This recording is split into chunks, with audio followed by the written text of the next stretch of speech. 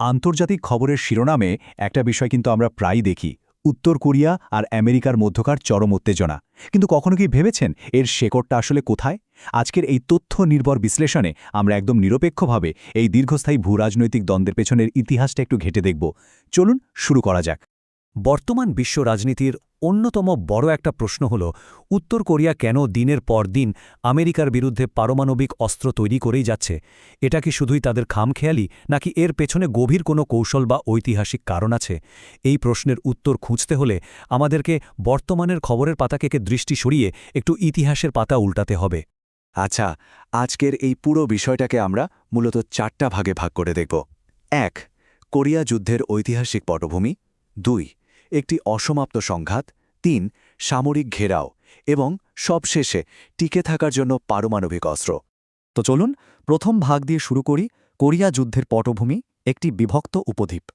দ্বিতীয় বিশ্বযুদ্ধের পর জাপানে যখন পতন হল, তখন কোরীয় উপদ্বীপটা আক্ষরিক অর্থেই 2 ভাগে ভাগ হয়ে যায়।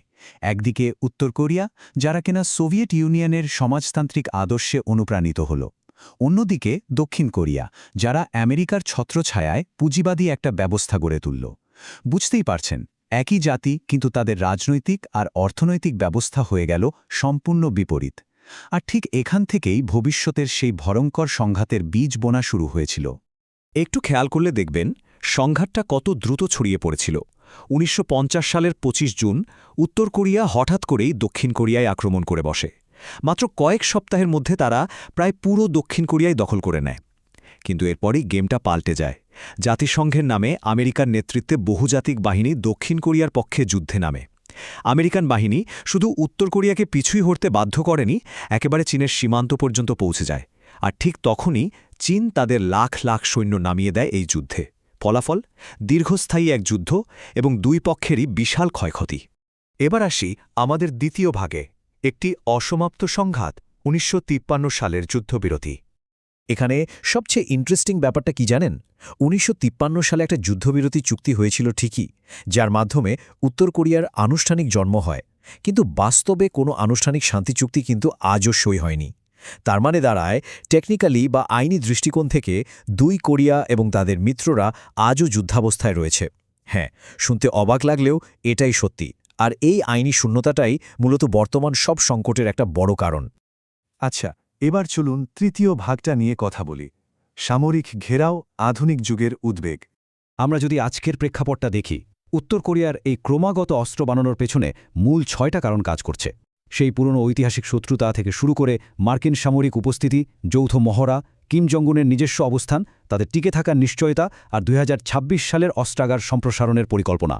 এই সব কিছু মিলে এমন একটা পরিস্থিতি তৈরি করেছে যেখানে উত্তর কোরিয়া মনে করে তারা সবসময় একটা বিশাল হুমকির মধ্যে আছে। চলুন বিষয়টা আরেকটু পরিষ্কার করা যাক। ভৌগোলিক অবস্থানটা একটু খেয়াল করুন। দক্ষিণ কোরিয়া, জাপান এবং প্রশান্ত মহাসাগরের আশেপাশের বেশ কিছু দ্বীপে আমেরিকার শক্তিশালী সামরিক ঘাঁটি রয়েছে। উত্তর কোরিয়া কিন্তু মন থেকে বিশ্বাস করে যে আমেরিকা চাইলেই যে কোনো মুহূর্তে এই ঘাঁটিগুলো ব্যবহার করে তাদের উপর হামলা করতে পারে। চারিদিক থেকে এই যে একটা সামরিক ঘেরাওয়ের মধ্যে থাকা, এটা তাদের মধ্যে একটা তীব্র নিরাপত্তাহীনতার জন্ম দেয়। আর এই নিরাপত্তাহীনতার আগুনে ঘি ঢালে যুক্তরাষ্ট্র আর দক্ষিণ কোরিয়ার নিয়মিত যৌথ সামরিক মহড়াগুলো। বিশেষ করে যখন মার্কিন পারমাণবিক বিমানবাহী রণতরীগুলো কোরীয় উপদ্বীপের কাছাকাছি এসে অবস্থান নেয়, তখন উত্তর কোরিয়া এটাকে সরাসরি তাদের অস্তিত্বের উপর হুমকি হিসেবে ধরে নেয়। আর এর রিঅ্যাকশন হিসেবেই তারা নিজেদের সামরিক প্রস্তুতি আরও জোরদার করে। এর পেছনের মনস্তাত্ত্বিক কারণটাও কিন্তু বেশ গভীর। ১৯৫০-এর দশকের সেই যুদ্ধে আমেরিকান বোমা হামলায় উত্তর কোরিয়ার শহরগুলো প্রায় সম্পূর্ণ ধ্বংস হয়ে মাটির সাথে মিশে গিয়েছিল। একটু চিন্তা করে দেখুন, প্রজন্মের পর প্রজন্ম ধরে সেই ধ্বংসযজ্ঞের স্মৃতি তাদের কাছে একটা বিশাল ঐতিহাসিক ক্ষত হয়ে আছে। এই ট্রমাটাই মূলত আমেরিকার প্রতি তাদের চরম অবিশ্বাসের প্রধান ভিত্তি। এবার আমরা আমাদের শেষ ভাগে চলে এসেছি, টিকে থাকার জন্য পারমাণবিক অস্ত্র, চূড়ান্ত ঢাল। উত্তর কোরিয়ার বর্তমান নেতা কিম জং-উনের এই কথাটা খেয়াল করুন। তিনি বলছেন, আমেরিকার নীতি এই অঞ্চলে যুদ্ধ পরিস্থিতি অনিবার্য করে তুলেছে। তার মতে যুক্তরাষ্ট্র এই দীর্ঘদিন ধরে কোরীয় উপদ্বীপে রাজনৈতিক অস্থিতিশীলতা সৃষ্টি করে আসছে। এই স্টেটমেন্টটা থেকে একদম পরিষ্কার বোঝা যায় যে উত্তর কোরিয়ার নেতৃত্ব নিজেদেরকে কোনো আক্রমণকারী বা আগ্রেসি শক্তি হিসেবে দেখে না, বরং তারা নিজেদেরকে মার্কিন আগ্রাসনের শিকার হিসাবেই বিবেচনা করে। এখন একটা খুব রূঢ় ভূরাজনৈতিক সত্যের দিকে তাকানো যাক। যেটা উত্তর কোরিয়া খুব ভালো করেই খেয়াল করেছে।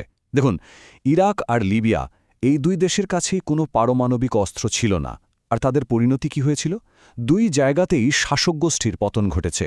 অন্যদিকে উত্তর কোরিয়া বিশ্বাস করে যে তাদের হাতে পারমাণবিক অস্ত্র থাকার কারণেই আমেরিকা তাদের ওপর সরাসরি হামলার সাহস করছে না এবং তাদের সরকার টিকে আছে। আর ঠিক এই টিকে থাকার সমীকরণ থেকেই তাদের বর্তমান সিদ্ধান্তগুলো আসে। লক্ষ্য করুন, প্রাপ্ত তথ্য অনুযায়ী 2026 সালের ফেব্রুয়ারি নাগাদ কিম জং উন তাদের পারমাণবিক অস্ত্রাগার এবং এর অপারেশনাল বা কার্যকরী পরিসর আরও বাড়ানোর ইচ্ছা প্রকাশ করেছেন। এর মানে হল, পারমাণবিক অস্ত্রকে নিজেদের প্রতিরক্ষার চূড়ান্ত ঢাল হিসেবে ব্যবহার করার এই কৌশল থেকে তারা তো পিছিয়ে আসছেই না, বরং এটাকে আরও গতিশীল করছে। তো আজকের পুরো আলোচনাটাকে যদি আমরা সামারি করি, উত্তর কোরিয়ার দিক থেকে 3টে প্রধান পয়েন্ট দাঁড়ায়। 1, সেই 1950 থেকে 53 সালের যুদ্ধের ভয়াবহ স্মৃতি। 2, চারপাশ থেকে মার্কিন সামরিক উপস্থিতির মাধ্যমে ঘেরা হয়ে থাকার একটা অবিরত আতঙ্ক। এবং 3, যে কোনো মূল্যে বর্তমান শাসক গোষ্ঠীর ক্ষমতা আর রাষ্ট্রের অস্তিত্ব টিকিয়ে রাখার পরম প্রয়োজনীয়তা। এই 3টে সমীকরণ মিলেই কিন্তু তাদের পারমাণবিক কর্মসূচির চূড়ান্ত ন্যায্যতা তৈরি হয়।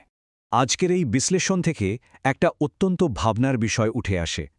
1953 সালে যে যুদ্ধটা কাগজে কলমে থেমে গিয়েছিল, সেটা কিন্তু বাস্তবে আজও শেষ হয়নি, বরং সেই অমীমাংসিত ইতিহাসই আজ অত্যাধুনিক ব্যালিস্টিক মিসাইল আর পারমাণবিক অস্ত্রের রূপ নিয়েছে। ভাবলে অবাক লাগে, 70 বছরের পুরনো একটা যুদ্ধবিরতি কিভাবে আজও বিশ্বজুড়ে পারমাণবিক যুদ্ধের মতো একটা ভয়ঙ্কর হুমকিকে প্রতিনিয়ত বাঁচিয়ে রেখেছে। আন্তর্জাতিক রাজনীতির এর চেয়ে বড় বিস্ময় আর কি হতে পারে? আর এই প্রশ্নটাই ভবিষ্যৎ বিশ্বশান্তির সবচেয়ে বড় চ্যালেঞ্জ হিসেবে আমাদের সামনে দাঁড়িয়ে আছে।